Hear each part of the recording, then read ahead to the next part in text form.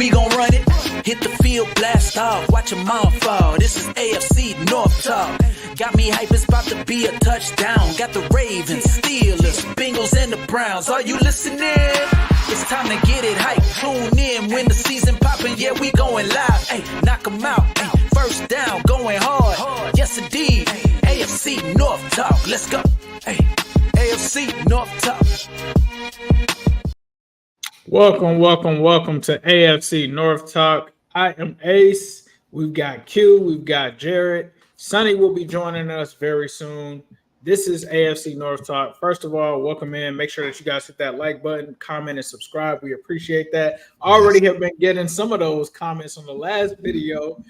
So that brings us to the review of last week. We had several matchups last week. So we started things off with the Steelers and the Jets. We had the Bengals and the Browns. And then we also had the primetime matchup with the Ravens versus the Bucs. Let's start with the Steelers, man. I mean, I think we all were cooking Russ on this show last week. We got some crow to eat. What did Gino say? We cooked Russ, but he ain't cooked back like that.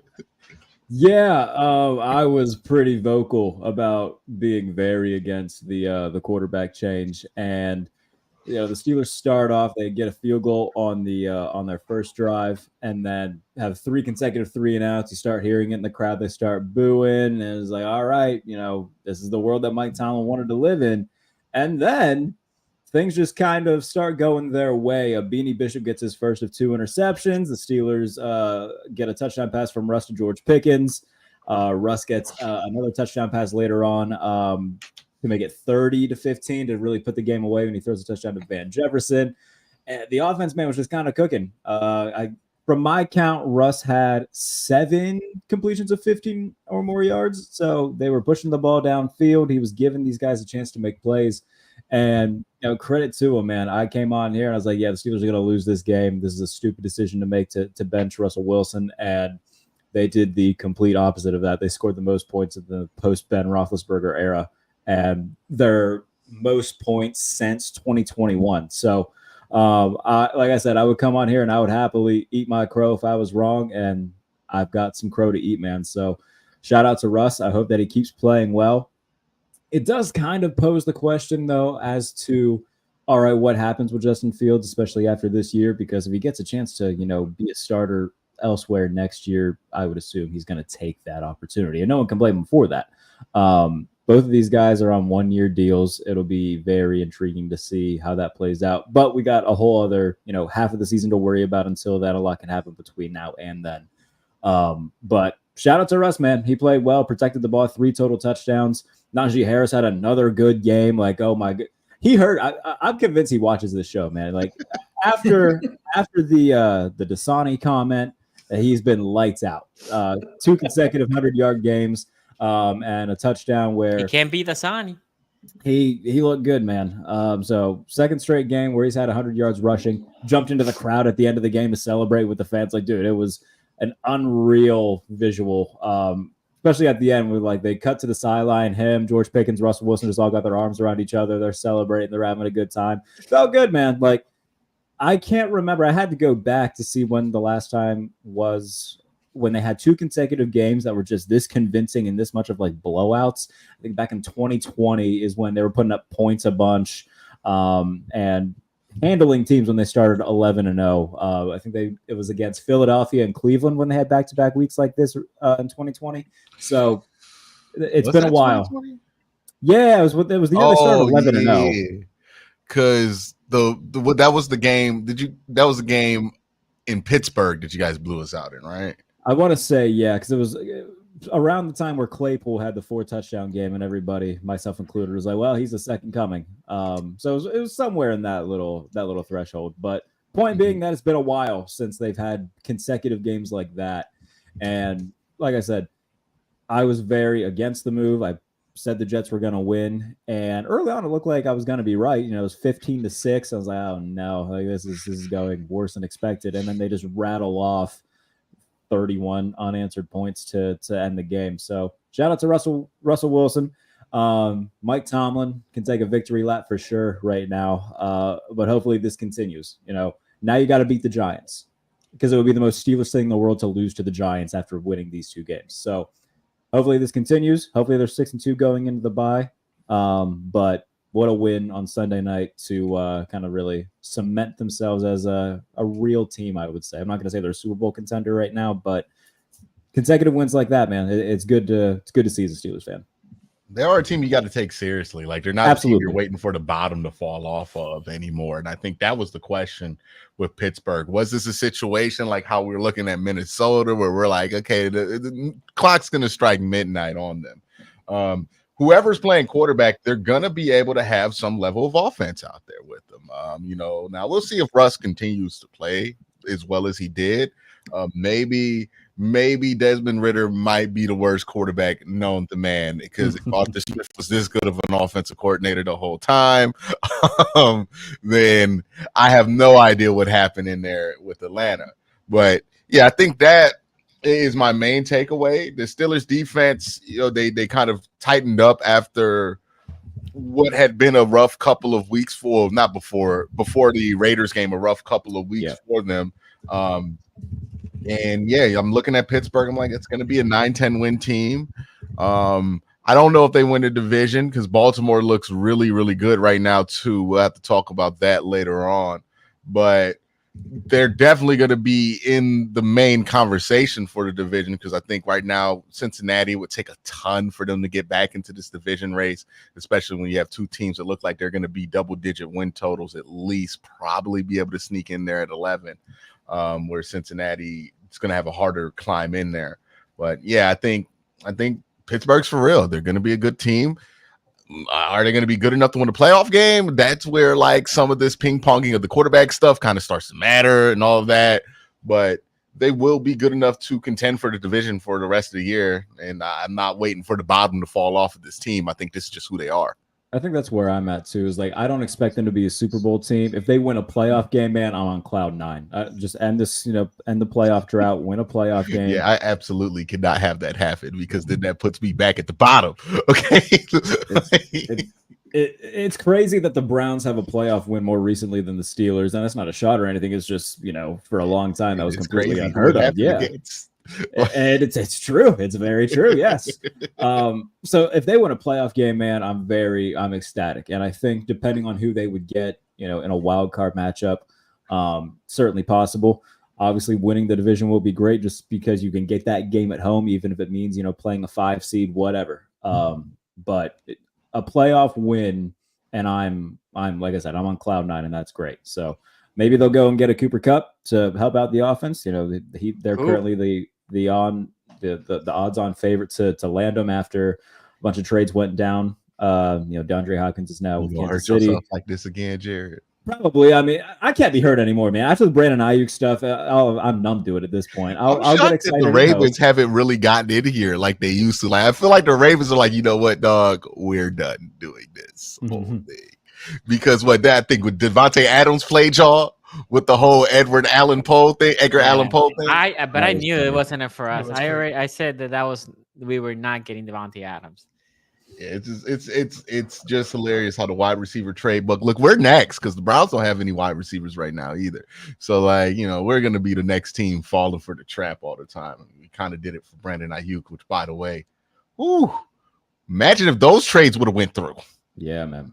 Absolutely. So I think that getting somebody at least makes sense. If it's not Cooper Kupp, which I understand why. Like, I'm a guy who's like, don't overrate draft capital. If you can get a good player, get a good player. But that would come with, okay, the Rams are going to have to eat some of that salary because he's going to cost a lot of money over the next few years. He's 31. He's always hurt. Like, giving up a second for that wouldn't make a whole lot of sense for the Steelers to do. If you're a team like Buffalo, you have multiple second-round picks, and you want to go just balls to the wall to try to load up on talent, I totally get it for them.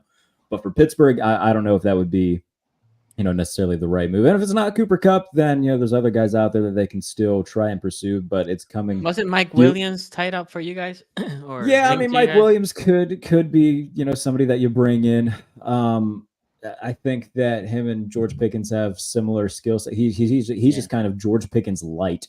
So it's, I guess maybe I wouldn't hate the move. It would be, solid number 2 to have. But if I had my choice, I would certainly choose Cooper Kupp. It just depends on what it would take to get him back. Allen Robinson. There you go. Please God, no. That sounds like a good idea. I am good on that. He's out there somewhere. Is he on somebody's practice squad right now? I think he's on the Lions practice squad. Yeah, you can get him. That's okay. I'm good. solid pass he knows on the Allen offense.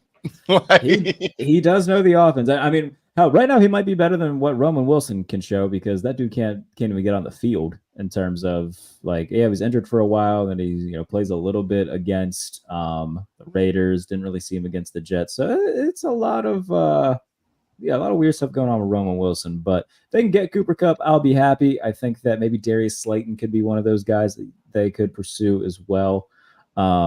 But right now, I'm very happy with the offense. 30 points in consecutive games. That doesn't happen too often with Pittsburgh in recent years. So I will take it for now, but would certainly like to see somebody else be brought in. And again, they got guys coming back from injury as well on both sides of the ball. Nick Herbig will be back. Dante Jackson is dealing with an injury, but he seems good to go. They'll get Cam Sutton back from suspension. So they're, on both sides of the ball getting healthier, which is good to see. And if they can bring in, a star like Cooper Kupp in the process of that, then that's a team that can win a playoff game.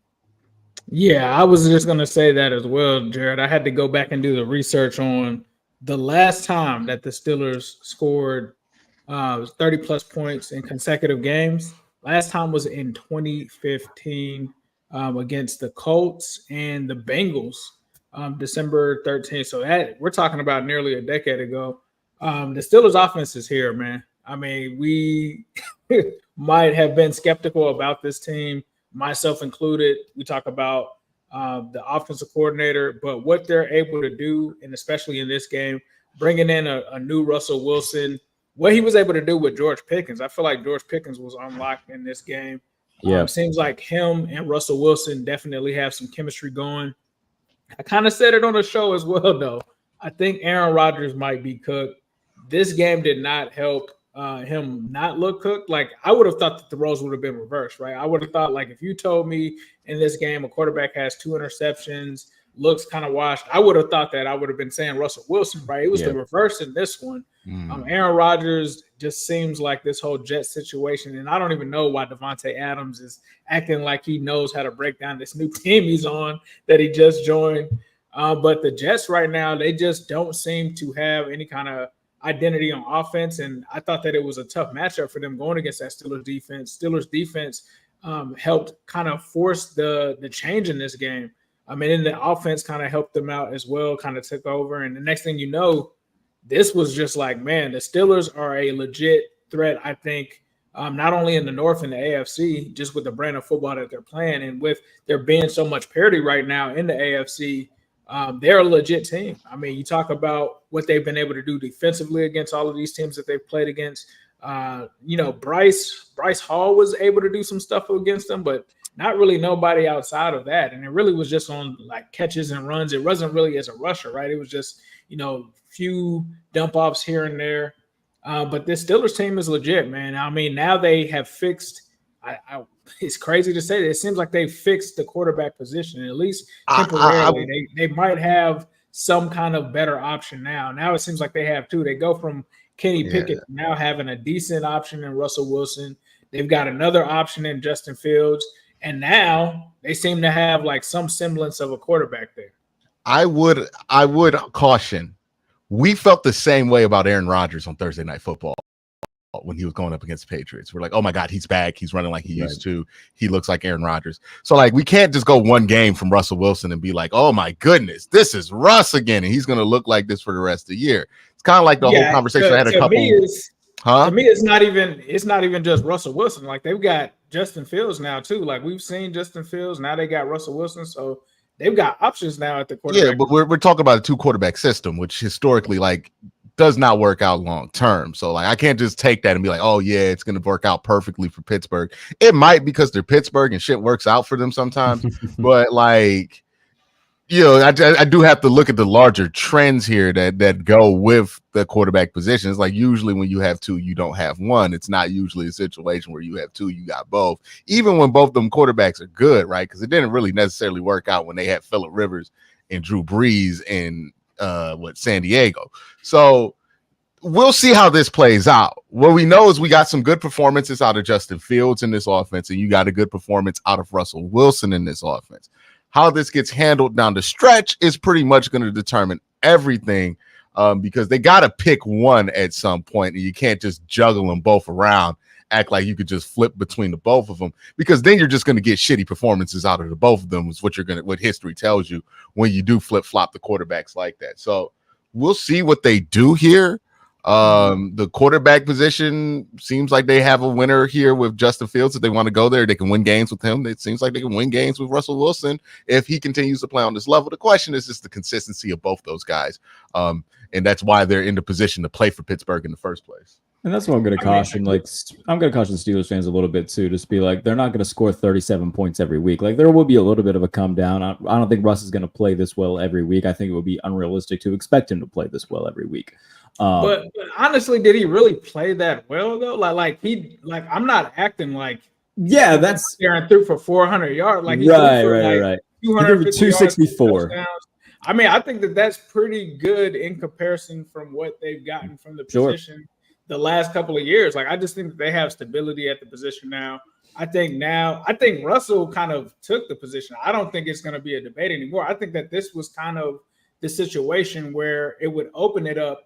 But if he plays bad next week, and then the debate's back up, so like the debate's gonna exist. Like it can't just be answered in one game. That's the thing. And he's going to start against. He would have to play really bad for it to happen. I just don't like the type of brand that they're playing with them running the ball with Najee Harris and them getting shots and stuff to the receiver. I don't see it being like a dangerous offense for Russell Wilson. Yeah, I think that it would have to be like there would have to be like a string of games together where it would be like, okay, we're gonna pull the plug on Russell Wilson. I think he'll do well against the Giants, and then they got a bye week. And then you got the Commanders, and then you start division play after that. So that'll be kind of your telltale of how well he's gonna play. You get kind of a 2 to 3 game taste test of it, and then kind of go from there. But for right now, I'm happy at 5-2. Hopefully they can take care of business against the Giants, a game that they should win, and get to 6-2 going into the bye. By the way, I know my camera's a little off, but is my audio good? Yeah, audio's good. Yeah, I hear you. Okay. So look, I'm not proud of being the only one that picked the Steelers, and I feel disgusted when some Steelers fan reach out to me and say, "Thank you, Sonny, for believing in us." I'm like, yeah, damn it. I don't want to believe in y'all. I don't want to believe in y'all. I wanted you guys to lose. If you see how this game started, you're like, damn, Russell Wilson in that first half looked ass. Like, there's no, he did not look good. But then he warmed up and he played better. I don't know what the splits are between the first and second half, but definitely the second half was better. The question for me is, not necessarily can Russ play like this. He averaged a little bit over 50% on completions, right? Mm-hmm. Can Najee Harris keep this up? Because if Najee Harris is running how he's running, that is gonna take some of the pressure out of the quarterback, right? That's gonna allow bootleg. That's gonna allow play action, and that's gonna help Russell Wilson. And that's not good for my Najee Harris hate that I've been having for the past 5 years or 4 years or whatever it is. Yeah. But I have to admit, Najee Harris, the past 2 games is the first time I can say he looks better than Warren. He actually looks like a running back that should stay here. What do you think there's a reason, Jared, for why he's looked so good this last 2 weeks, or do you think this is kind of like regular variance that players show throughout the year, where it's like sometimes they just look really good for a couple weeks? No, I mean, if you go back and watch the All-22, the offensive line was just opening up highways for him to run through. And even when they weren't, I mean, he's shown, not just this season, but throughout his career, his ability to just run through people in the open field, break tackles, and break off big runs. So once he's, getting these big holes, opened up by Mason McCormick and Ryan McCollum, who had another really nice game in place of Zach Frazier, Samalo, if you give him lanes to run through, he's gonna be able to take them, and if he meets contact, he's gonna be able to get yards after contact as well. So I think that he's had fair criticism in the past where his vision hasn't always been the best, or he lacks explosiveness and he's not the fastest guy. But over the past couple of weeks, I mean, he's shown a little bit of explosiveness, and he's shown the ability to, okay, if you give me some running lanes, I can take advantage of them. So I'm pleasantly surprised by how well he's played over the past few weeks, and I hope that it continues. And going up against a Giants defense going to be a little bit difficult next week. You got Dexter Lawrence in the middle of that defense, so hopefully, Ryan McCollum or Zach. I assume Frazier's probably going to come back after the bye, so it'll probably be McCollum and the rest of the interior matched up against Dexter Lawrence. That's going to be a tough task, but hopefully they can continue having this run game because Jaylen Warren actually played well as well against the Jets, had 44 yards on the ground and a few big catches. So they're starting to get in a rhythm offensively. It just took a little bit to find that consistency, but it feels like it's here. The other thing I will say, the reason I picked the Steelers was more. It wasn't that I believe in the Russ factor because I didn't come here and say, oh, Russ is about to cook. It's because I watched a couple of Jets games and that offense is not great. And that defense of the Steelers is really, really good. And then that defense for the Jets used to be good. But if you have been watching the last couple of games, they have not been playing as good. And now the Salah's not there. You can see, I mean, if you're looking for a D coordinator next year, definitely check on Salah because that Jets defense looks like a different team without Salah on defense. So it's very interesting, and people were like, "Oh yeah, but Devontae's coming." Yeah, Devontae's coming for the first game. We'll see. I mean, it's been a couple of years since he played with Aaron Rodgers, so I thought it was gonna be a low-scoring game. I think I predicted 15-16 for Steelers, and the Steelers obviously overpassed my points total, and the Jets hit it on point. The one thing that surprised me about Russell, which I haven't seen before, he threw to the tight end. Darnell Washington got a couple catches. Fat Pat Muth got a couple catches. So that was surprising. Not that he was throwing to Pickens, but more on the tight end.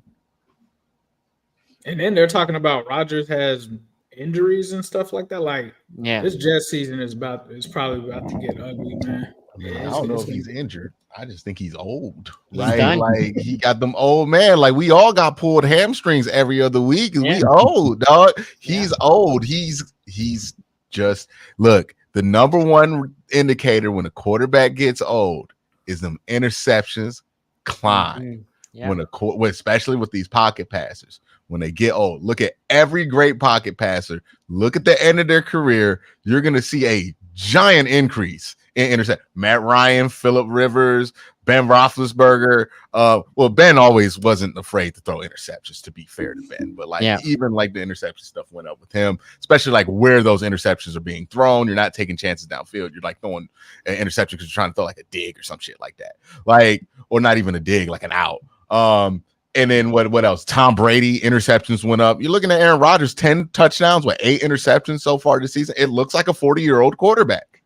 Like, and to be fair to Aaron, like the second one that Beanie Bishop intercepted, I mean, it hit Garrett Wilson directly in the chest, and he dropped it. And Beanie was that wasn't on him. Yep. Yeah, but I mean, the first one too, like Beanie made an incredible play, a hell of a play. So, and then Collinsworth started talking about like Beanie Babies in the airport and went off on like a weird tangent. I was like, all right, what? Could you imagine if him and Al Michaels were still together, how unfocused that broadcast would be? I don't care, dude. I'd love it. I don't care how much people hate Al Michaels today or Collinsworth. I don't care. Love them because like those two have no interest in whatever they're watching, whenever they're watching it, and I feel like they enjoy that they don't work together because there was always pressure to get somebody back on track when they knew that they're both capable of this.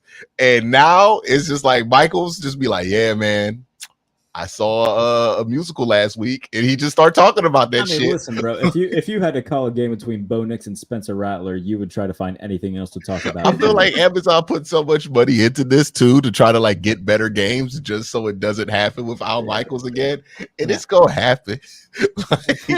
Every once in a while, you're gonna get a stinker like they had last Thursday, where he just can't be bothered to care. Like, how much do you think Al Michaels actually knows about Bo Nix? Like, you think he's like us and he got a formed opinion of him? Or is he just like, that's the young man out of Oregon? Maybe. Who cares? I don't know. Football with Al Michaels always just feels like story time, and I'll always be very biased towards it. So we have a couple super chats here. Cool. MJ Tyrone says, might y'all was talking mad trash about Russ. We were. We were, man. Hey, I reserve the right to talk trash if he does not play well down the stretch. Yeah, it has been only one game. Y'all need more than one game to rewrite the books on this whole thing. But Russ had a good game. Y'all got to remember, man, it's that Tomlin and Steelers stuff. You throw that stuff on people, it's just we seen Duck Hodges be an NFL quarterback in Pittsburgh, man. That is true. Stranger things have happened, man. Tribe leader Justin here says, "Is Cup on the trade block?" Yes. Cooper Cup. He means he carries my fantasy team. Yeah, that's what all the reports are. That was Cooper Cup carrying a fantasy team. Bro's been injured for a little bit. Either way, do you guys saw the Minnesota trade that they're trying to cook? Stafford to Minnesota for. Nah, I feel like that was just all BS. I don't think that's. You think it's BS? Real. Okay. Yeah, that doesn't feel real. It felt strange. Okay, so the 188. I missed the 188 here. Russell Wilson sabotaged by Sean Payton. This is the answer. Yes, for him. Play for one of the worst coaches in NFL history. Hackett. Yes. Win 5 in a row to the end of the last season. Yes. Elite deep ball. Yes. Be a very competent. Yes. I mean, the deep ball has something that's never really gone away. I did a write-up on, making the case for Russ going into this season. And if you look at his deep ball numbers, man, especially off play action, he's still one of the better deep ball throwers in football. And he very much displayed that on Sunday. A lot of that stuff, constant play action. I saw Derek Bell of Steelers Now, one of the great Steelers content creators. He just said, dude, just spam play action. Just keep doing it. It's working. Just spam the hell out of it. When the Browns play the Steelers this year, it's just going to be nothing but play action deep shots with James and Russ in there. Just dudes throwing the deep over just the whole game. You're like, what the hell? We'll see if this works. Yeah, we're going to run a post in between these two safeties and try to fit it in there. That's what we're going to do. So the one thing in this play action will keep working, and this is why I said, as long as Najee and the running game are gashing, right? If they're running well, then play action can be a part of it. If they stop running and they go baction to earlier in the year, the play action is still a factor, but the teams don't put as much resources in it. Najee Harris is running hard and strong. You want to stop him before he keeps going because he's a strong dude. Yeah. Okay. Ferg says here, tell me why the Chiefs won't win this year or 7 more. I mean, we had to be throwing them. They trying to get a 3-peat. It's never been done Patrick before. Mahomes has never looked more like a mediocre quarterback. And I'm Pat Mahomes' guy right here. Like, he looks not great this year. And I'm just saying, this is the year to go get him. He's currently on pace for 15 touchdowns and 19 interceptions on the year, and they're still 6-0, which should somebody put it together. They're like, his last 16 games, statistically speaking, have been very mediocre. Yeah. It's just the fact that he's won a ton of games and a Super Bowl in that time. Defensively, they're very, very good still too. That's the thing, man. If you're like one of these AFC contending teams, bro, go balls to the wall and get people because they just got DeAndre Hopkins. Like, get people. You can never have too many good players when you're trying to beat a team like that. Like, the 49ers have showed us that twice. They've got the monsters on offense and still can't beat Kansas State. Like, get as many people as you possibly can and gear up to try to beat them because that's really what you're playing to. Like, to hell with division titles. That's not what you're playing for. You're gearing up to beat the Chiefs. So go out and get as many dudes as you possibly can. Sonny, are you excited to see the Ravens decide to not run the ball against the Kansas City Chiefs when they play them in the playoffs? That will piss me off. Think about week 1. Bro, if the Chiefs and Ravens play in the playoffs again, we all know how that game's going to go. Spags is going to put 8 in the box and say, throw it. Throw the ball. You can't run. Throw the ball. But the problem is Spags doesn't even do that as much. We stopped running the ball. We literally just gave up without. No, there was like 2 drives there where like they were giving you the run and it like the Ravens were like, nah. We don't care. And I think for good measure, it wasn't Dalvin Cook that got a carry, but it was somebody I'm like who should not have gotten the carry in the Ravens running back rotation. In the playoff? Yeah. Yeah. So I was like, wow. Yeah, it was a fascinating, like I think you guys did like a jet sweep or something there, like somebody else. Yeah. Anyway, here we go. Pitt says Najee is best running back in the North. It's not debatable. Did y'all forget that Derrick Henry's in this division? Right there. Like what? Did you forget that Derrick Henry's in this division now? Yeah. I mean, of all the years, because we can arguably This is Chubb coming back, right, of injury. He hasn't. I think Chubb is better than Najee, but Oh, you can say sure. that this year, right, because Chubb just came back. But Henry's like insane this year. What are we talking about? you got like 3 weeks left where this take is even like repeatable, right? Because like Jalen Warren's coming back from injury. Keaton Mitchell, like who was really good last year. And like you look at the holes that Baltimore opened up that Derrick Henry got that 80-yard run on. And you imagine if that was Keaton Mitchell running through that. Which is like, way faster. Yeah. Yeah, like that's probably a touchdown. So like what we ain't talking about with Baltimore, and we'll talk about this when their time comes, is hey man, Daniel Falele, I don't think he's a great pass protector, but they be moving his big ass in the run. Yeah. Like, Yeah. They are. That's how you get it, because passing's still kind of iffy on his side. He was the victim of like a kind of soft holding call. Oh my God, that Monday. holding call was so Harbaugh was bad. losing his mind on the sidelines. And I think he that was, should have. I think more or less that was a makeup call for one that they had on Tristan Wirfs earlier in the game. That was kind of ticky-tack and took a touchdown away from Chris Godwin. So that's just my guess about it. The Christian Worth, when you see Baker stepping up on his side, he held, and when he saw Baker passing by, he tried to let go, but he held away. The one on Fahalele, I can't even like. I've watched it a couple times, and I'm like, what did they see on this one? Anyway, I digress. The 188 also says overall Najee has been a very solid, not great back who has had very inconsistent line play. As I said weeks ago, you guys have just been wrong.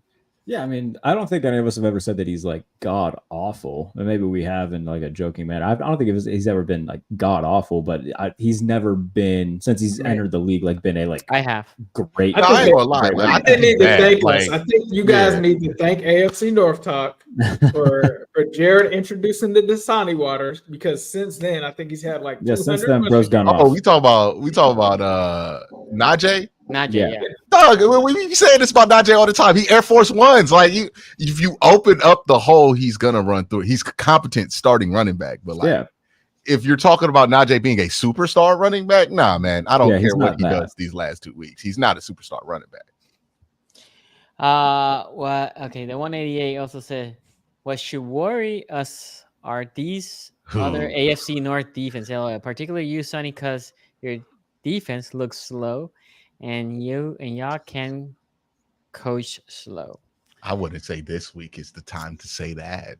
Yeah, I think, look, we'll talk about it later. The defense, I thought, in my opinion, played fairly well until like mid in the fourth quarter, which I'm going to sustain again. When you switch to prevent defense, and as Q has said, when I'm saying prevent is they start attacking and all that, you're gonna get gosh. But anyway, we'll talk about I was gonna say we can advance on Pat. I don't want to be here for 3 hours talking about the Steelers, so by all means.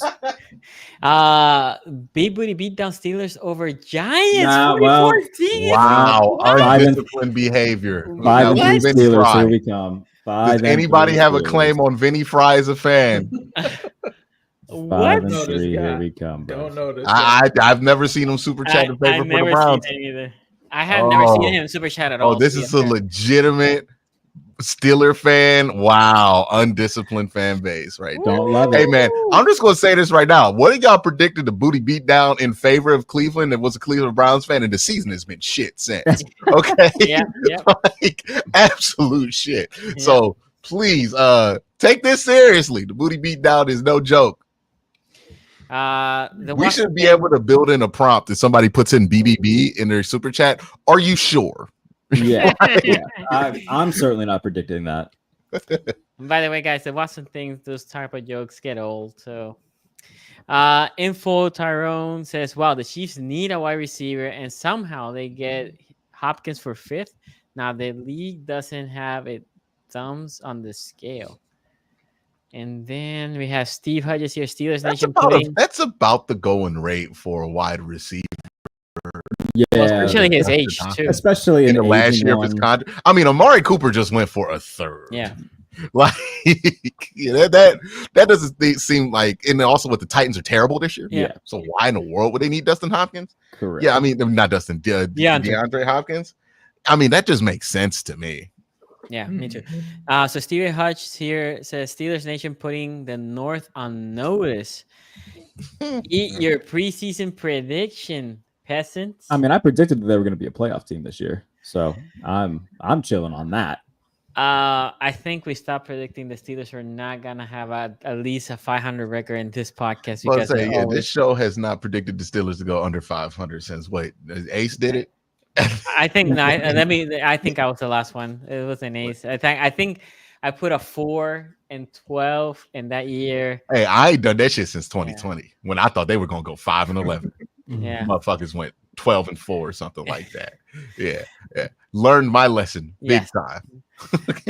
Tribe leader here says I play Dynasty, made it to the championship last year with Cup and. Okay, so it's a dynasty league, not a redraft. Yeah. Okay. He's talking about fantasy football. Yeah. I'm like, there's no football. dynasty mode in Madden. Yeah. But Okay. yes, if Cup can become a Steeler, that would be great. That's kind of my final thoughts on this going into the end of the week. Is get Cooper Kupp, and I will be very happy. Okay, well, let's talk about the Ravens since the other one was the matchup of the North, so we can leave that for the last. Ravens played 2 nights ago against the Buccaneers. Buccaneers start hot. I mean, that first drive, the Stevens or the safety, one of the two who blew up that assignment, where we had Mike Evans wide open for a touchdown. And then after that, the second drive was also the Buccaneers moved the ball fairly well. They got held to a field goal. And then I'm going to give the credit here to Q. Okay, Q was spot on. We were actually pressuring Baker. And I forgot how slippery he was out of the pocket because he got out of a lot of sacks. And he got out of those sacks and he was getting completions and moving the ball.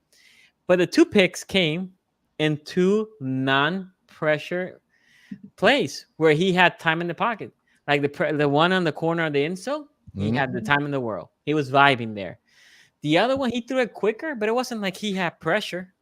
He threw it quicker, and Huntley was reading his – not Huntley, sorry. Marlon Humphrey was reading his eyes. He bailed out of Hudson and went and picked it up. Neither of those two, Baker had pressure. You know why that is the case? He's thinking too much? Tell me, because you were spot on. You were a spot on. Not thinking too much. I mean, like Baker Mayfield, like I'm glad that he's gotten a spot where he can be propped up a little bit better, but he's still the same dude when I watch him on tape. And like the one thing with Baker is like if he gets rid of that ball quickly, it's because he knows where that ball is supposed to go. A lot of times when Baker holds on to the ball, it's not because he's waiting for something to happen. It's because he doesn't know where to go with it. And then his instincts take over. And that is the issue with Baker Mayfield at times, that he has these dangerous instincts to throw these balls into like places that you probably shouldn't because he has a little bit more trust in his arm strength than I think is necessarily warranted. And he makes those mistakes like that, you know. So it's like that Baker has always been at his best when he's on time, when he's in a rhythm, and he's like kind of running through the flow of the offense. But when you take him out of that or you confuse him a little bit and he holds the ball on a little bit longer, that's always when you see the worst out of Baker Mayfield, which is like, it's not like a negative statement on him. It's just like a evaluation of him as a quarterback throughout his years in the NFL. That's always been the case. Like if you keep him confident where he's supposed to throw that football, he's going to be fine. He has great arm talent. But if you start to make him have to do that guesswork, and like Joe Burrow, I think is the best one at it, where it's like, if you confuse Joe Burrow will annoyingly figure that shit out mid-play, right? And just figure out a gap to fit the ball in before it closes. Baker's not that kind of guy, and that's kind of what's held him back from being a top-level franchise guy and what's kept him in that mid-range of quarterbacks for pretty much his whole career. But if you look at this game, the Ravens early in the game, the announcers are like, they're not running the ball with Henry, right? The Buccaneers were loading the box. They were basically saying, we dare you to throw. They were blitzing us heavy. And the first drive, Lamar got sacked back-to-back. And after that, they adjusted. Oh, you're going to blitz us? Here's a screen. You're going to blitz us again? Here's another screen. Then they were not blitzing us, but keeping a lot of guys in the box. That's when the whole Bateman big throws happen, right? And the Ravens show you, everybody's like, oh, what happens when Zay cannot play or Zay doesn't produce? Well, Zay had, I think, 1 catch this game. He got hurt, but he came back. Mark Andrews, he doesn't look, and he's never been super fast. He's not as quick after that injury last year, right? He's still coming kind of back from that broken ankle injury, but he's finding the holes in the zone now, and he's being present, 2 touchdowns. Like I said, Bateman, last week when I said, oh, the Ravens had the second best wide receiving room, and I said, well, Bateman, look at Bateman, and people laugh. Well, Bateman has been playing better this year. If you look his separation rate in the league, one of the top in the league in separation rate. And then when Lamar was gashing this team on the passing, then the Buccaneers said, you know what? Let's bring people out of the box because they're just breaking us in the passing game. And then Henry came and he started running, right? Which is kind of scary if you're playing the Ravens because now they're showing you. People keep telling me the Ravens are a running team. You can say that. Right now, what the Ravens look to me, they're a scoring team. They are highly productive on offense, scoring a lot of touchdowns, scoring points. On defense, there's still a lot of question marks. In my opinion, they play way better, right? They clamped down. They confused Baker later. They were pressuring Baker. I still continue to say the front has been playing good. They did give up more rushing side. If you see the linebackers were playing very off the box, I think they were worried of the receivers. Evans got hurt. Obviously, that doesn't help. That didn't help the Buccaneers. But this team defensively is starting to look a little better. And the other thing I was challenged, and I just came from work, so I couldn't pull the stat. The Ravens of the top 5 teams on offense, they have played 4. The only team that they haven't played is themselves. We're talking about the Commanders. They play the Bills are there, and and the Buccaneers, right? And I forgot who the other one was. They have been so far this year, other than the Raiders, and I guess you can put Dallas there because Dallas looks like a joke right now.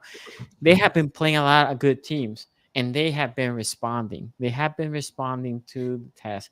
They didn't start good this year, but they're doing better now. That's for me to say, look, they still have on defense a lot of question marks. They still need to play better. They still need to be consistent on defense. Marlon Humphrey had 2 picks. He had a good game, but there's still a lot of yardage given up. But on offense, this team looks like a very scary team that they can beat you in different ways, which in the past, people used to say, oh, they can only beat you on the rushing side, and they can dink and dunk you or give you a couple passes here and there. Nah, not this year. So anyway, Q, what do you thought about the game? Yeah, Lamar Jackson's going to win MVP for the 3rd time this year unless like somebody decides that he doesn't deserve it because he hasn't won enough in the playoffs or something like that. But he looks like the best player in football right now. The Ravens look good. Derrick Henry is fucking torturing me, by the way, y'all. I know. Because like I be right about Derrick Henry until he breaks off these 80-yard runs. Every team just like, yeah, man, let's let Derrick Henry get 80 yards here just so Quincy looks like an idiot. Like he got an 80 and a 50. Because he had like 30 yards in that game before he broke off that 80-yard run. And I was just sitting there like, oh, well, looks like we're going to be trending in this direction. Derrick Henry breaks off an 80-yarder. I'm like, well, good luck trying to push that one again. Like that's not going to happen because they want to give up. Just let the edge wide open, Tampa Bay. And by the way, I think the one thing we forgot when we were predicting this game is just how bad Tampa Bay's defense is. And that takes nothing away from what the Ravens offense is able to do, but this is a bad, undisciplined defense that the Tampa Bay Buccaneers have. It's going to be interesting to see what the Tampa Bay Buccaneers are going to look like offensively. They had a horrific night when it came to injuries on what Mike Evans is hurt for at least the bye week. And until then week 11. Chris Godwin injury looked awful for the year. Yeah. So we'll see what they look like going forward. I think, I know a lot of people are going to make the assumption that Baker's going to turn into absolute dirt without those 2 wide receivers, but I do think he'll look fine without those. As long and as their running game is pretty good. Q. They had 3 really good backs that helps the quarterback. Sorry. Yeah, just Baker's going to go back to spreading that ball out kind of like a lot like he used to back in the day. So you'll be fine there. I don't know how much further you can get in the NFC if you don't have those 2 guys to kind of help elevate your quarterback play over the top. But yeah, it's a game where I was watching and I was just like, man, it looks like it's inevitable. That 3rd MVP for Lamar Jackson feels like it's going to come. That's 2 in a row for him and Todd Monken together. which should be studied. It's not like Todd Monken was out here creating MVP candidates in Tampa Bay and Cleveland when he was there. But he gets his hands on Stetson Bennett and fucking Lamar Jackson, and all of a sudden he's creating like an MVP run in a dynasty in Georgia. So that is kind of my thoughts about this game. The Baltimore Ravens are really good. They're playing really good football. They might be playing their best football of the year. And I'm not surprised by these last 2 weeks. I thought that the Commanders and the Buccaneers were two teams that looked good versus the current competition that they were playing. But if they got up against a big boy like the Ravens, it was going to be apparent that they don't fit with those teams there. So, Baltimore, they're a legitimate big boy in the AFC. They're going to be a contender to win the championship this year. The question is, when they're going up against elite competition, is the lack of variety of passing threat and consistency of passing threat going to be what bites them in the ass? Because it's nice to get a big game here from Rashad Bateman. It's also a team that let Daryl Hodge go off on them for like 70 yards and 2 receptions or something like that. So it's not to say that like this is going to be the normal every week for the Baltimore Ravens. And that's really the question. Like it's awesome to see this production, but this might be one of the worst secondaries in the NFL. I just feel like we've done this for the past 6 years with the Ravens, where we do this ongoing cycle where, all right, they're going to beat the hell out of a team in October. Everybody's going to be like, oh man, watch out for the Ravens. And then when the playoffs do come around, we don't have to really watch out for the Ravens because they don't win big games. So until it's proven that they will do that, I'm not worried about them. I've seen this plenty of times already. Until they actually get the job done, I'm not going to believe it. How dare people in the comment section accuse Jared of being a fake Steelers fan, because he is clearly informed right now. Because look, y'all see that press conference at the end of the WNBA finals from Cheryl Reeve? I'm like, look, Jared is in his Cheryl Reeve bag right now. Where he's like, yeah, that was a nice win in October. There's definitely a team that Jared hates the most. Oh, for sure.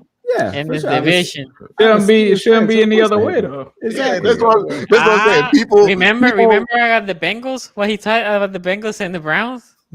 Yeah. But that's what I'm saying. He been unloading the clip on the low on the Ravens. Exactly. That's my whole point there. I'm very, very active about being where my hatred is directed. Yeah. Tell us who hurt you. I mean, look, give credit where it's due. Absolutely, Lamar played fantastic. I mean, he had as many touchdowns as incompletions. It's a phenomenal game. Threw a nice deep ball to Rashad Bateman. It's just like in October, don't call me in January. Do it in January, and then I'll give a shit. Like, okay, right now, I just don't care. Hey, look, and this is what I'm saying. You are not measured as a fan based on how much optimism you have about decisions that your team makes that you agree or disagree with. You are measured by how you hold that torch now. Somebody was like, yeah, Quincy seems good at this, but I just don't like how he hates on the Steelers. It was like, what you want me to do? Exactly. Exactly. There's supposed to be some I'll give you my fair analysis about the situation, and then I'll openly tell you I'm praying on the Steelers' downfall every week.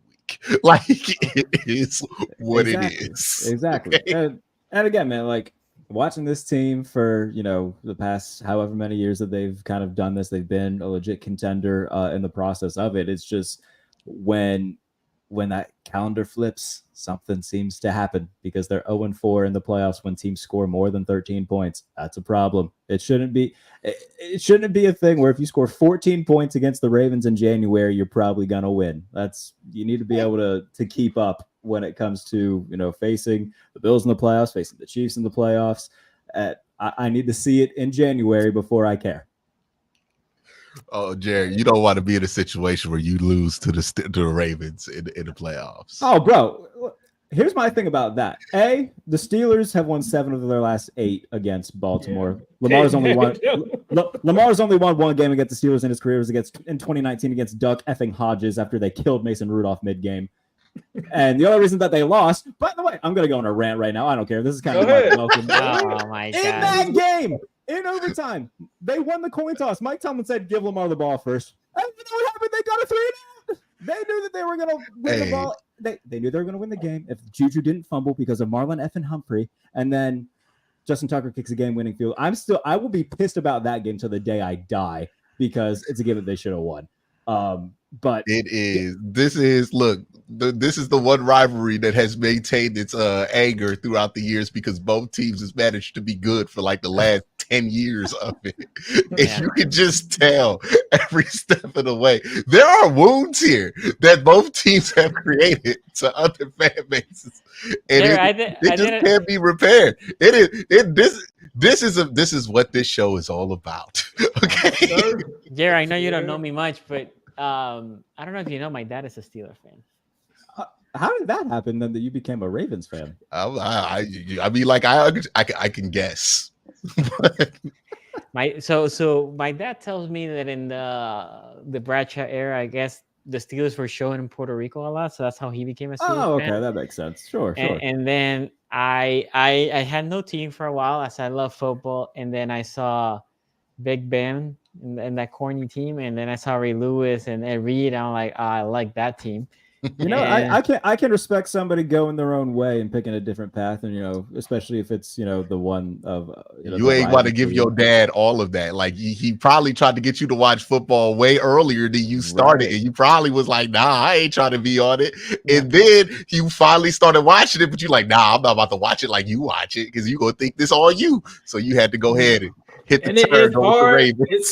It's hard as a parent because you don't want to force your fandom off on your kid. Because my son just asked me for a Celtics jersey because he likes Jason Tatum, and I'm like, Ace is a Lakers fan. Jared, I don't know if you know this. I know that now. Like, okay. Not a Bronny jersey. Jason Tatum. Well, what you guys don't know is former co-host Tony, when he first met my son, he tried to get him to say "Go Steelers" while he was going away when my son was like 5 years old. So. You know what, Ace? I got to visit. Teach him. Whatever he says to that rhythm, it's just going to disappoint you. Okay, going back to the game, Ace, what do you thought about the game? Yeah, man. I mean, this one started out like it was going to be an exciting game. I was actually doing the show live, and I was like, man, I need to get off and watch this game because Tampa Bay kind of started off on fire. I'm like, all right, I know the Ravens are going to do their thing. I kind of talked about coming into this, two of the most explosive offenses in the NFL. Baker gets that touchdown. The Ravens punt. I'm like, all right, this is getting interesting. Tampa Bay comes back down. And I've got Godwin on my fantasy team. So I see them hit Godwin, and I'm like, oh, we got a game here. And then I see the flag get called. And it seemed to me like the momentum was immediately lost after that Godwin call was reversed. They set up for the field goal.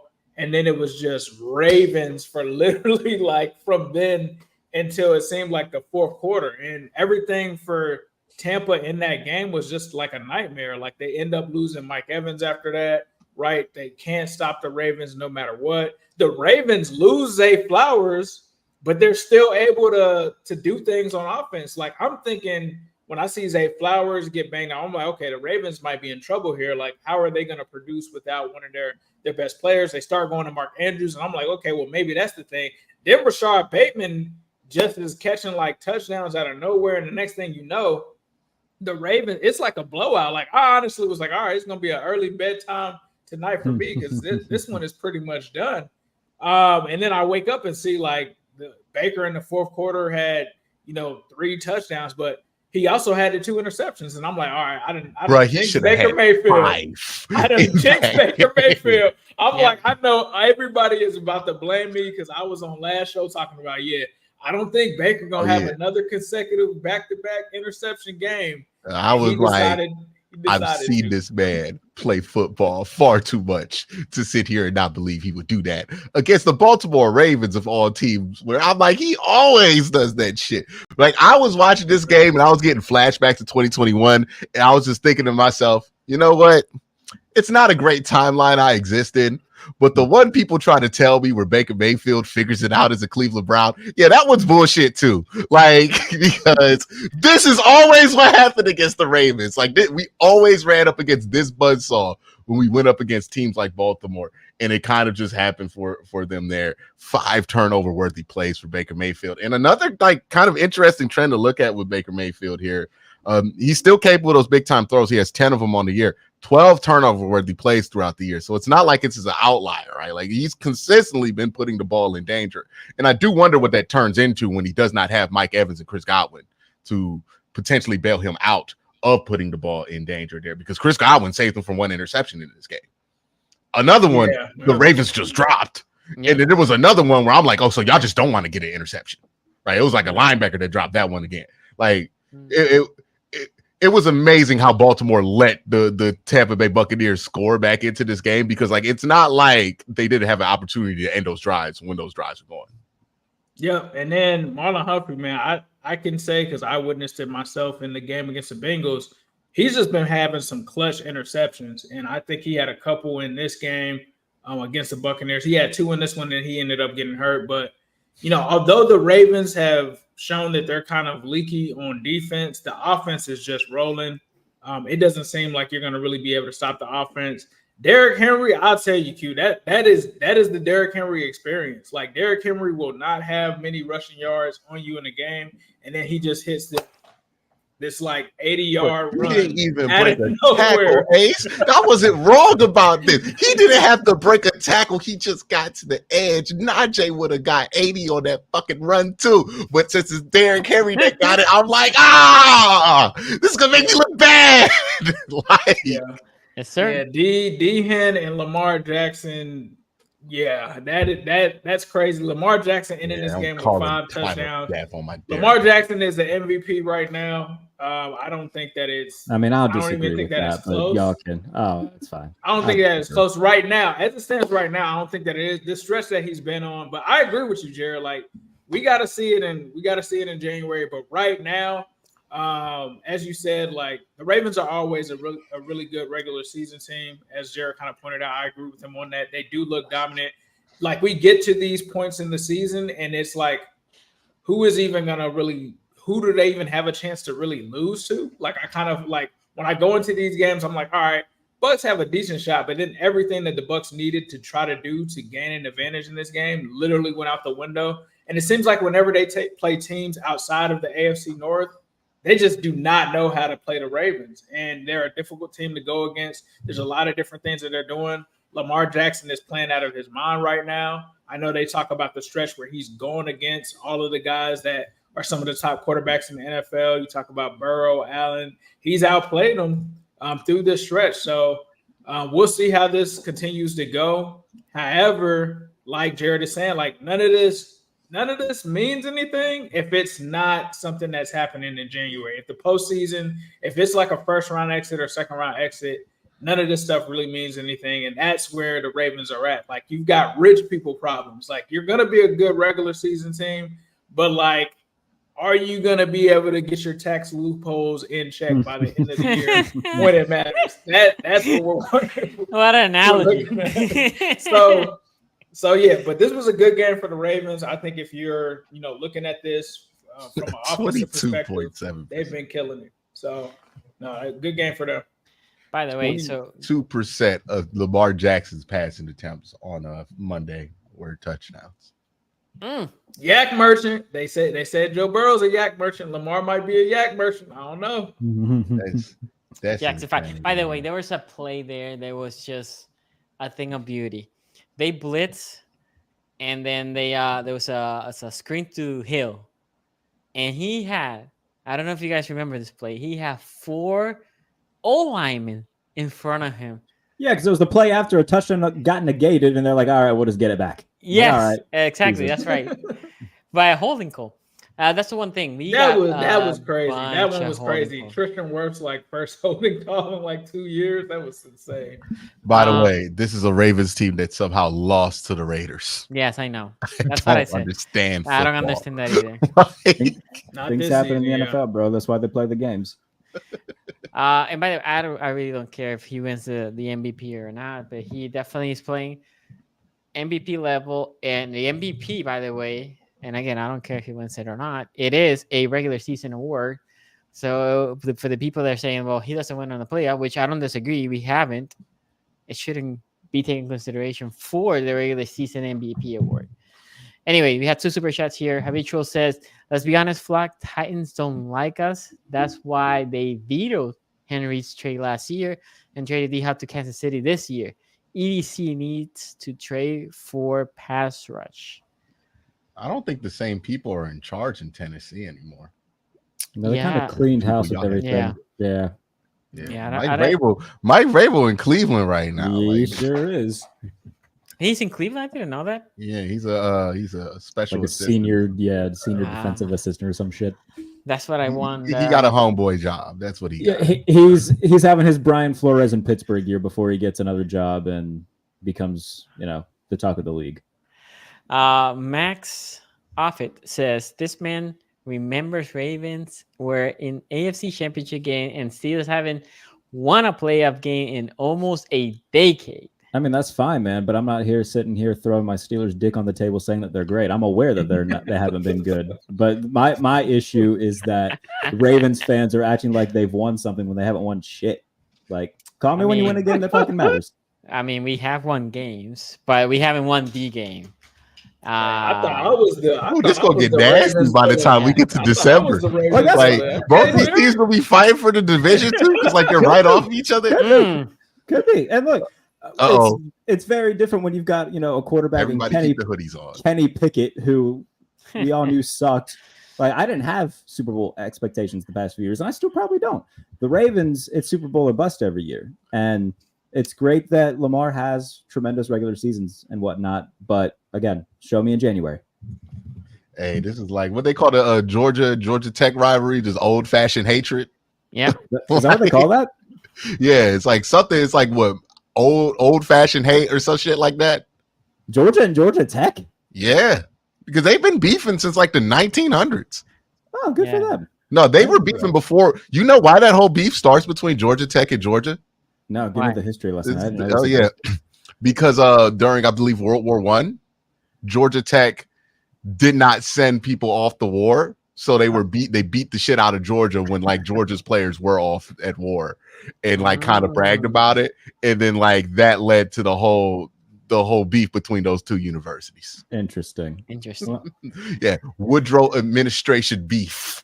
Okay. Well, Sonny, one of us has to dodge the draft then to fit this narrative. So, wow. Look, like I said, this year we'll see. You're not wrong. We haven't won the big game. We won the big game. Was it early or we have won the big game more often than you have, than the Steelers have, and that's still with Big Ben after that and all that. But yeah, we haven't won the big game with Lamar Jackson, and it's something he has to prove. So we'll see. We shall see. Okay. I can't wait to see Russ versus Lamar Jackson. Clean old-fashioned hate is the name of the There we go. But see Russ versus Lamar Jackson in a playoff game. Oh yeah, it's gonna be awesome. So people were still calling each other young sport and stuff back then. Oh yeah, they've been beefing. Yeah, since they first played in 1893. Dog, the bicycle was fucking new. We weren't even on the cars yet. We were on the fucking bicycles. That was the new technology. People were still riding horses to these games when they first started playing. Think about that. And then for 40 more years, they were fucking riding horses to these games. Amazing. Okay, so let's talk about the big AFC showdown. There's a lot to unpack on this game. Obviously, Watson gets hurt. Q, you can address that if you want. I saw the intro. Somebody tweet them when they boo Watson and they cheer for Nick Chubb. I actually didn't care about that as much. I know some people were talking about it. I think Miles Garrett talking about that. The biggest problem was when he got hurt. That's where it didn't look great. It did not look great that the fan base. I know the fan base was frustrated. I will say this: watching that game, Watson was having one of the best games that I've seen this year. And low key, I think if Watson kept playing like that, they could have. Well, the stats are a little misleading because, like Ace will attest to you, the first 3 drives of this game, Watson was completing passes. It wasn't very effective, right? Like, it wasn't until that last drive that he went out that he actually started to be effective. But that's kind of the thing, though. Watson's done that before where he's had like a good completion percentage, had a nice drive, and you're like, oh, he's about to figure this shit out. And then the whole rest of the game, you get like, he was 2-14 for 10 yards for the rest of the game. So like, I don't know what, like, Watson has been too erratic to be able to predict what he would have done in the second half of that game. Fair enough. He is just, but I mean, that. One thing Watson hasn't done is the interceptions. DTR comes and 2 interceptions, and then DTR leaves, and Jameis comes and he throws that touchdown. And I'm here thinking, like, wait, isn't I'm blanking on your coach name. I'm blanking right now, but isn't Stefanski? Since Stefanski said that they had no chance, or he had a better chance with Watson, not with these two. I was surprised. I put in our chat when Jameis was not active. I put in our internal chats like, what? Why is Jameis inactive? And I thought maybe he was trying to prove a point, saying like, people are talking about Jameis coming in. I'm just gonna just put him out there. I did not know, this is something I thought that the NFL went away with it, that you had to activate the quarterback. So how he came back in, I didn't know. Well, because DTR got hurt during the game. Yeah, so he was the emergency quarterback. He's the emergency quarterback. So technically, if DTR wouldn't have gotten hurt, he wouldn't have been able to. No, I got that, but I thought this year I remember that last year that was the rule, but I thought this year they went away. Anyway. No, the rule that they changed was that you could have your emergency quarterback be on the practice squad. Right. Oh, it has to be now. And have an instant elevation of him in that situation. He has to be carried on the 53-man roster. That's what it was. Okay, gotcha. Thank you for the clarification. Anyway, in the case, look, I was watching this game. First play of the game, that the wide receiver went off in Q. It wasn't like the wide receiver for the Bengals. I forgot his name. He didn't do anything special. He had a canal there, a 5-lane. Talking about Charlie Jones. Yes. He like the hole that the Bengals special team created, or the bad angle that 32 took, or 23, or whoever it was for the Browns. He was the only one in that frame. The rest were all blocked. It looked like Moses opened the sea, and it was just boom, nobody in sight. That's how the game started. Kind of shit to get your special teams coach fired. Yeah, oh my god. I was like, how is this guy it's such a big hole? Anyway, Q, take it, man. Yeah, so first things first, the fans cheered when Watson went down with the Achilles injury. I've talked about this all week, so I'll just save it. If you want to hear more about it, you go on my channel and hear my in-depth takes about it. Basically, yeah, the fans shouldn't have cheered when he goes down. It's just not something you do at a football game or at a sporting event, no matter what the circumstance is. You don't cheer when somebody gets injured. If that game had happened on the road, even at Pittsburgh fans wouldn't have cheered. Now, that would have been for more selfish reasons, because they'd be like, oh, maybe we have a worse chance to win now because he's out there. But you just don't cheer. It's just not the thing that you do. It's at the very least impolite. You can justify it a lot of different ways, but bad habits have the best. What's my saying? Bad habits have the best excuses, right? So, like, yeah, there's plenty of reasons you could have done it, but it's not acceptable. It's just not a good look. It's kind of like dancing on somebody's grave on the timeline when it comes to an athlete. Like, there's just a regular time-honored thing that you do there, where you just kind of respect the injury there and not really make a personal judgment of the person who the injury happened to. So shouldn't have done that. I understand why the players were furious at the fans. Now, where I do have umbrage with the players is where they're saying stuff like he's a model citizen, and like kind of not acknowledging why he's had the world against him. Like, yeah, okay, like, no gaslight me. You know what this dude's been accused of. Like, why there's this extremely negative environment around him. I'm gonna be honest with you. The people I'm mad at are Kevin Stefanski, Andrew Berry, and Jimmy Haslam, because this was a powder keg that I've been on this show, been on every show that I'm on, advocating that you just avoid putting yourself in, right? This thing was going to get ugly. It was going to explode. Unfortunately, it was an Achilles injury that lit the match on this powder keg. But I'm going to be honest with you.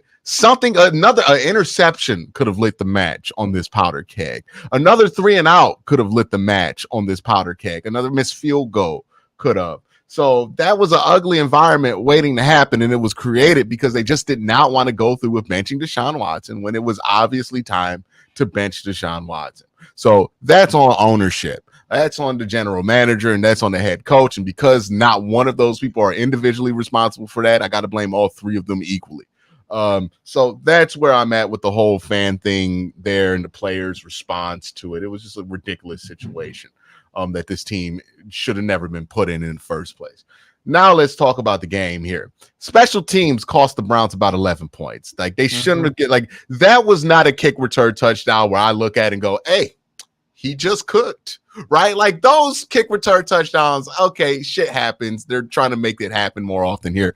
Nah, man, you made that as easy as possible. Now Jay Harris would have ran through that gap, like we said earlier. Like anybody would have ran through that gap and scored that touchdown there because it was just wide open. You just did not stay disciplined in your lanes, and you did not do a good job covering that kick. You let that go. That's 7 points there.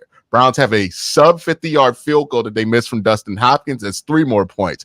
And then you have another extra point that you missed from Dustin Hopkins. That's 1 point. That's minus 11 points from special teams in this game alone. That's enough to be the difference in this game. The Cincinnati Bengals offense only scored 14 points in this entire game. The Browns defense did their job in this one. I thought they played really well against the Cincinnati Bengals defense. They gave up some big plays here and there, but it's Jamar Chase, it's Joe Burrow. I thought Denzel Ward was locking them up in this game. Like, I think the Browns defense showed up, and this is 2 weeks in a row where I think the Browns defense has showed up. So I think that they're going to show up now for the rest of the season because Michael Hall also played well in that defensive line, and they're just getting better defensive line play out of some of the guys that they're playing now that they put Quentin Jefferson on the inactive list. So that's great for the defense. 14 points on the Bengals. You should have been able to win that game there. Unfortunately, the offense, DTR came in there. He started out pretty good, and then Cedric Tillman sits over a ball route. For whatever reason, Cedric Tillman thinks this ball's for him. This has just been a constant thing with Cedric Tillman, not really understanding where he's supposed to be on the field.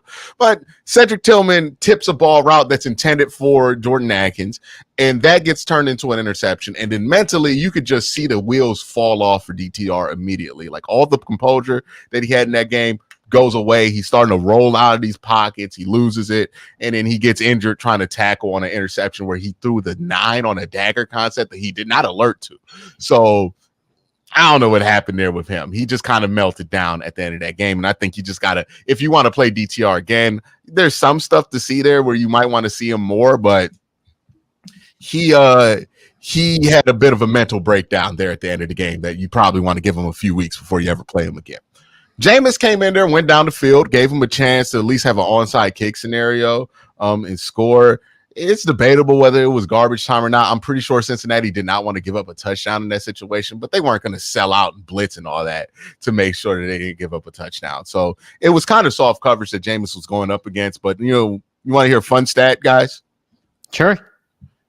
You know what I've been bitching about, right? The Browns haven't used the intermediate part of the field. Well, in this game, Jameis Winston plays one drive. Deshaun Watson plays a half of football. DTR plays a half of football. Guess who led the team in intermediate pass completions, pass attempts, and had the lowest time to throw on intermediate passes? Jameis. Assuming it's going to be Jameis. Jameis in one fucking drive. He doubled the pass attempts from Deshaun Watson, who was number 2. Deshaun had 2 intermediate passing attempts in this game. Jameis Winston, one drive, 7 of them. So just, I don't know, man. I'm pretty sure some of the stuff I've been bitching about with the offense is probably going to look a lot better next week because you're going to have a quarterback there that's at least willing to throw it. He might throw a bunch of interceptions, but he's going to move the ball a little bit more down the field than what we've had before. It's a frustrating place to be at the Cleveland Browns. Nick Chubb came back. I think he'll be fine. I was watching his tape earlier. He looked like he was cutting off both knees fine. He just was a little rusty when it came to kind of figuring out where he wants to be and being confident with his body. So I think the Browns are probably going to be a much tougher team to beat after this injury than they were before this injury. But, the way we got here was probably the worst possible way to get here. But we'll see what happens down the road with this team. But, yeah, they're 1-6. They feel 1-6. They've earned 1-6. They could be 5-2 very easily, but they're just haven't played competent football. This is who they are. I think they'll play better football down the stretch, but I don't know if that really ends up making a difference here. Ace, one thing I will say is I watched the game. I didn't know what to get from this game because offensively it wasn't like the Bengals did a lot of great things. Defensively they played good, but the Browns have had struggles against the defense, right? Offensively they have struggled, the Browns. So what do you take out of this game if you're a Bengals fan? Yeah, if you're taking this as a Bengals fan, I mean, it's a divisional matchup against the Browns. It's always tough to go into Cleveland or to match up against Cleveland because Cleveland matches up very well against us in this division. But I think in this one, the defense led the way. I mean, when you talk about once DCR got in, they caused 2 turnovers in that game. Trey Hendrickson had 2 sacks in this game. He was able to get some stuff going. Not only just him, the Bengals defensive line looked pretty good in this game. I mean, I didn't expect Nick Chubb to really play a big role in this game, with this being like his first game coming back off of a pitch count. But the times that he was in there, they were very effective against him. And I think one of the differences that we saw in this game is that 2 of the guys that have really killed, are really 3 facets that have really killed the Bengals in the past, whether it's Nick Chubb, whether it's Myles Garrett, whether it's the Browns secondary, they weren't the facets that killed them in this one. This is the first time I think the Bengals have ever blanked Myles Garrett in the game. I was surprised that he only had a tackle in this game and didn't really seem to be a presence in this one, and that was by design. Bengals finally started to double team him. They sent some chip help. Marius Mims, the rookie, had a really good matchup against him. And then the thing that surprised me was Orlando Brown Jr. left this game with an injury. Mm-hmm. And so Cody Ford being on Myles Garrett was about to be a nightmare for me, but they started to get him some chip block help. And they were able to pretty much try to reduce the effectiveness of Myles Garrett in this game. Now, they still gave up some sacks to other guys, but going into this one, that's what I said. Like, you got to let anybody else on that defensive line except Myles Garrett beat you in this game. And I think that they were able to do that. Now, the offense, in my opinion, a lot of people were upset from the Bengals standpoint because we saw a lot of the similar things that we've seen the last 2 weeks with this Bengals offense. A lot of weird play calling, a lot of weird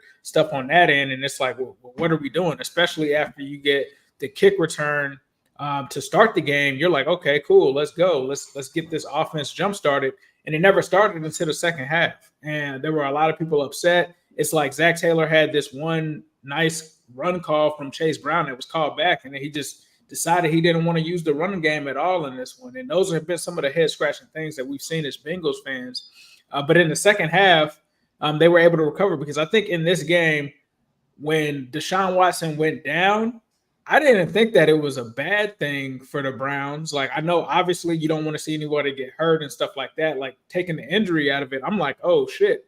Like, now we're going to have to see a quarterback that we weren't even prepared to see in DTR. And, you know, this could be something where they're scoring right before the half. Like, what is the game plan going to be? Because we've seen Lou Anarumo kind of struggle against unfamiliar quarterbacks. So when we were going in, I'm like, man, I don't know how to take this right now. And so when the defense was able to step up in the second half, that made me feel a lot more comfortable. And then the offense was able to get going. And I knew Jamar Chase, when they put Newsome on Jamar Chase, I've said on this show, Jamar Chase does not like Greg Newsome. Like, it hasn't slipped out too much. That was so disrespectful. He respects Denzel Ward. He does not like Greg Newsome. And I think it was the first time he played against him. Newsome had something that he said like after that game, and Jamar's been thinking about that for a while. So when I saw Jamar do the Allen Iverson step over him, I was not surprised. I talked about T. Higgins, I think, being having a big game in this one. I don't think he had a massive game, but he still had a good game. I think this is 3 games in a row now that T. Higgins has had at least 75 yards receiving in a score. And I think that there were a lot of people coming into the season that were kind of panicking, like, oh, well, if we don't get him something for T, like, we need to go ahead and trade him. I think that you're saying now that he opens the offense up for Jamar Chase. Like, whether people want to admit that or not, Jamar Chase is a generational receiver. He's amazing. He had that play in this game. However, you have seen when push comes to shove, T is kind of the engine that makes this offense kind of go, because when he's able to take advantage of teams when they double team Jamar Chase, or he's able to move around and take some of that pressure off of Jamar Chase. The Bengals offense is able to do some things. In this one, though, you're still walking away from this one as a Bengals fan like, bro, we got to get our offense more consistent. After they just had 3 straight 30-plus games, like for them to have, I guess, 2 touchdowns scored in the last 2 games, like it's got to be more than that. I do feel good about the defense. However, this was a Browns offense. It's not like they were world beaters. So, you know, you got to figure out how to win in these ugly games. The Bengals were able to do that. Bengals now have won 3 of the last 4 against Cleveland. This is the first one that they won in Cleveland since 2017. So I think the main thing of this is you were able to survive in this game against a good defense, good defensive line. You talk about Myles Garrett. And then you were also able to get a divisional win. So the fact that they were able to do that, I think, was good. Never going to apologize for winning. I know you guys try to say in the comments that I'm always like apologizing and stuff. I'm not going to apologize for winning, but I do expect this team to play to a better standard offensively, especially when you got Joe Burrow, Jamar Chase, Chase Brown, and some of these guys. Zach Moss has struggled when it comes to running the ball. However, he was pretty good when it came to pass protection and stuff like that. So we'll see how consistent they get offensively. This team is just up and down. It's like either the defense is going to do something for them and they're going to carry the offense, or offense is going to carry the defense. I think we're just waiting to see if we can get a complete game from this team, which hopefully that's on the horizon. We'll see if they get it this week. Jarrett? Yeah, I mean, the Bengals didn't do anything crazy offensively. They only had 51 rushing yards on 21 carries from Chase Brown and Zach Moss. So ground game couldn't really get going instantly. There's a few splash plays to T. Higgins and Jamar Chase, but overall, I mean, Burrow only went 15 of 25 for $180. So, I think that this was, like I said, nobody's going to apologize that they won or anything, but it was a very winnable game for Cleveland. And I feel like we've said that a few times this year. It's like, all right, I mean, the defense did their job, which is the offense just is letting them down severely right now. So now they're 1-6 going into, again, I believe they play Baltimore this coming week, do they not? Cleveland, yes. Okay. So, I mean, I'm a Browns fan. I'm a Browns fan this weekend. Of course. But we'll see. I think the defense is going to be able to do what they always do, and that's, hold up their end of the bargain. It's a matter of, okay, can Jameis put up points? Can they score 20? Can they finally break that threshold? We'll see. Is this the longest a team has ever been held under 20? I don't know. Because, I don't even, the Steelers had some years where they came, because how many times you guys get over 20 the last couple of years with Pickett? Not a lot, bro. Let me go back and look at the schedule. The one time they did last year with Pickett as a starter was against Cleveland, but it's because the defense scored more points than the offense. So even then, that's kind of a little bit of a... that was Deshaun pick 6 and then fumble 6, right? Correct. Yeah. So even then, let me look at the Steelers schedule last year just to kind of see what that looked like, and I'll get back to you. But regardless, I mean, I think that Jameis is going to be able to do much more than what Deshaun Watson did. It just kind of comes down to them. I mean, Quince kind of said it, playing complementary football on both sides. And if the defense holds up their end of the bargain and Cleveland can actually do some stuff against Baltimore's defense, because you can do stuff against Baltimore's defense. Even, with no Amari Cooper, I mean, they still got guys on that side of the ball. Jerry Jeudy's had a respectable season. Nick Chubb's back. So I think that I don't think that this is a penciled in win for Baltimore, especially, in an in-division game. Something can happen. That'll be a lot of fun. I'm also very much talking as a hopeful Steelers fan that wants to be atop of the division at the end of the week. You worked into the preview show, brother. Yeah. Very much hoping that the Steelers are 6-2 and leading the North going into the bye. That would be great. The Steelers need the Browns to win, and the Ravens want to win this game. So we are in control of the division, technically. You kind of are. Yeah, in a way, you could play spoiler. The AFC North runs through Cleveland. Okay, it very much does. By the way, for reference for Cleveland's bad offense, so even the Trubisky to Pickett era, they scored 23 in week 1 against Cincy. They scored 20 against the Jets. So there was a couple games in there where they were at least crossing that threshold. The next season, they score 7, and then the defense scores like 16 of their 26 points, and then they scored 23 against the Raiders next week. So like even at like the dog days of Steelers bad offense, they were still at least able to get 20 every once in a while. Yeah, man, it's not a good sign when people are like, yeah, if Deshaun would have stayed in that whole game, you guys were on pace for 14 points. It's like, okay.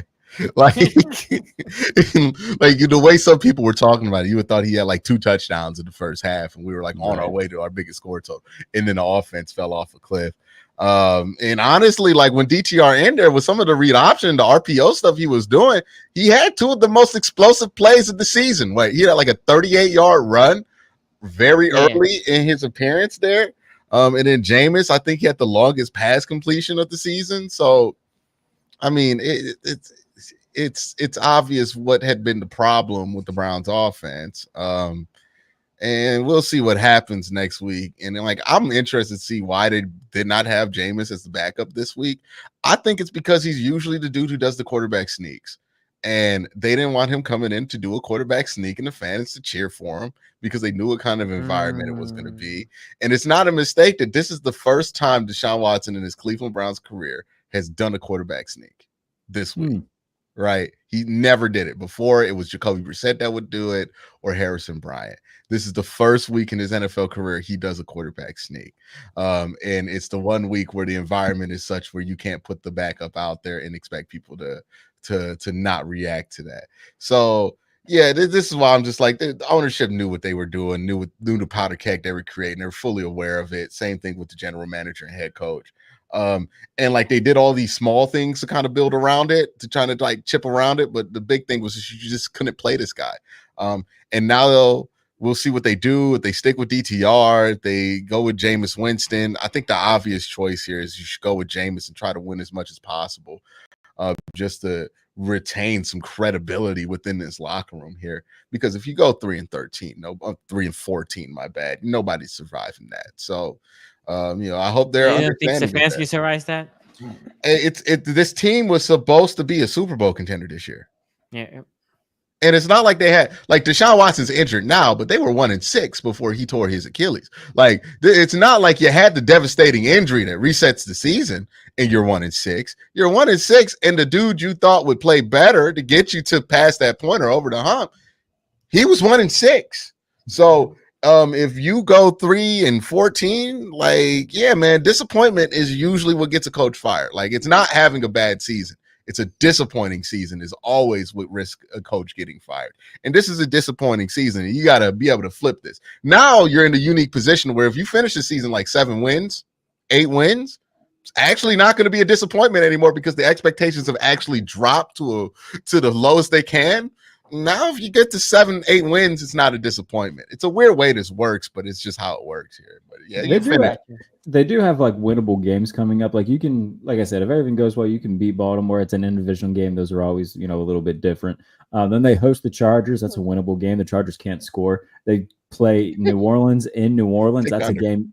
That's a game that you can win in New Orleans. Then they host Pittsburgh. They've been able to kind of go for Jameis. They've gone back and forth with the Steelers over the past few years. Then they play Bo Nix. You can beat Bo Nix in Denver. Then they play the Steelers again. I think that they'll probably split those games with Pittsburgh, if I had to guess. Then you play Kansas City and Cincinnati back to back. That'll be rough. Then Miami, Baltimore to close the season. So it's going to take a lot. I don't think that they're going to turn around and be a playoff team. But who knows if Baltimore's playing their starters at the end of the year, because like they haven't played their starters in a very long time there too. I'm just here for the Jameis sound bites, bro. Jameis Winston is like one of the most unknowingly funniest people that I have ever. On the flip side of that coin, bro, I find it so goddamn annoying, and I don't want to hear any of them. You don't like when he talks about water and Mike Evans? You didn't like that? No, I do not. I find it more like annoying. I know that the Deshaun Watson thing was like a serious thing, but like I felt like Jameis Winston was like performing a role when he was in front of those cameras. No, when he had the Medea glasses on, I was talking about how he gonna. I was like, I should be upset at what he's saying, but he's just so unserious right now. Like Lou Young is about to have a field day with that impersonation, bro. Hey, don't let Jameis go off too. Don't let Jameis go off. He started doing those speeches after the game. Oh no. And here's the one possibility from this. That was such an ugly environment that it might galvanize his locker room together and like against the fans, but together, and they actually play better football. Yeah. And they're like, fuck the fans, but we're gonna play for our brothers and shit. Okay, cool, buddy. Like, I don't give a fuck.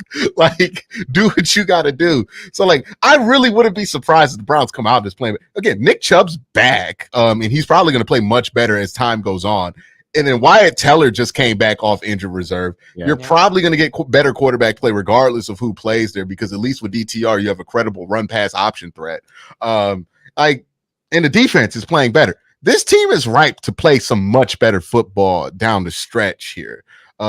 It's like a question of how much does it matter if you're already 1-6, but like, you know, I would just like to come on here and have something fucking fun to talk about.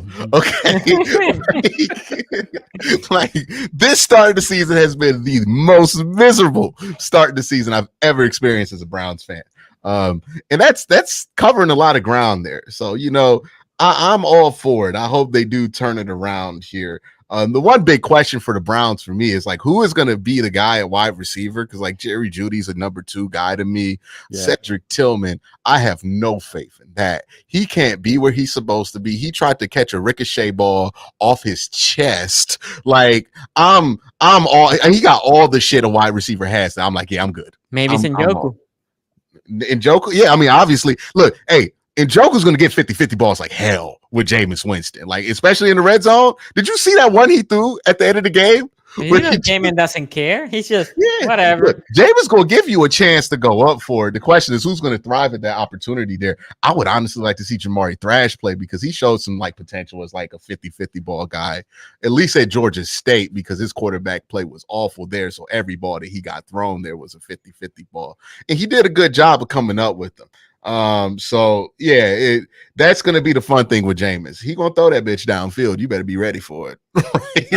Last thing I will say here in the case of the Bengals, I told you guys, Bengals fans, like the standings for the AFC is right there. Other years, starting how you guys started, might have been like you might be done for the playoffs. Not this year, right? Like I said, there was gonna be a separation probably between the teams that win their division and then the next tier. On records, not necessarily on play, because so many teams started slow. What are we talking about right now? Steelers or Ravens is the 5th spot, right? And then you get Broncos and Colts. I don't think people believe in those 2 teams that much. And then you have the Bengals right there after the Chargers. Chargers are 3-3, so they had to bye. But it's the Bengals. The Bengals play the Chargers. The Bengals play the Colts, Ace. Ooh, can we talk about Greg Roman being a absolute quarterback killer when you have a good one? Yeah, it doesn't look great right now over there. Boy, it don't look good for him at all. He got Justin Herbert out there. People, I saw people tweeting, credible people tweeting, "Free my dog." Oh, dude, I've been saying get Justin Herbert the hell out of there for a while, but he's thrown to Will Dissly 11 times. Like, come on, bro. Like, get my guy out of there. I have never had a more apt description for a coach than when I described Greg Roman as training wheels. He good when you don't got a quarterback, but boy, if you got a quarterback, you got to get rid of him, man. Because I think Greg Roman's best attribute will be if he is like your run coordinator, but like your run design coordinator type of guy. This is the 3rd time this has happened, right? Because it originally happened with Colin Kaepernick. He outgrew a lot of the Greg Roman stuff, and it was like, man, this looks like shit. When you're actually trying to throw the ball a little bit more, and then Lamar comes, and Lamar's first year, he wasn't doing all kind of like complicated shit. But that 2nd, 3rd year, he tried to get into that, and it was a big problem. I remember saying, like, you got to get rid of him. He's clearly not apt for this. You get rid of him, Lamar might win 2 fucking MVPs in a row after you dump him, and then he goes to the Chargers, and immediately Justin Herbert gets forgotten about because he out here just throwing the some 6'5", 280-pound guy who's not a fucking wide receiver.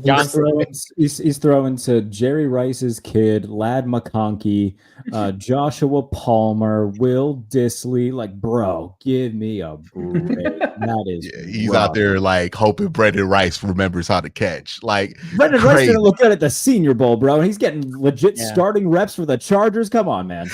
He literally has a Senior Bowl roster at wide receiver That's because literally what he's got. Yeah, because Ladd McConkey's there too. yeah, and I'm like, those aren't even the two dudes we would have selected from there. Like Ricky Pearsall would have been up there. Hey, look, they had a prime opportunity. They could have just taken Malik Neighbors and taken a tackle later in the draft. They said, nope, we'll take Joe Walt. And look, fine, Joe Walt's a great player, but you had much bigger needs. Yeah, much bigger needs. Jared, you are overlooking the fact too that let's say you do draft Malik Neighbors and he is in this offense. Boy, you're gonna look silly. They couldn't use, Also, want to make a point about Jim Harbaugh. Not the first time this has happened with him. Not the second time this has happened with him. Not the third time this has happened with him. Not the fourth time this has happened with him. It happens with Jim. This is what Jim does. This is kind of the Jim Harbaugh thing, but hey, man, he wears those Dockers where the fuck he wears so well, right? Yeah. Okay, my guys, that's gonna be it for us today. We'll be back here Friday previewing another big AFC North showdown, and we're gonna preview the other two games as well. So make sure you hit that bell, comment what was your thoughts of all the games in the comment section below, and we will see y'all next time. Peace out.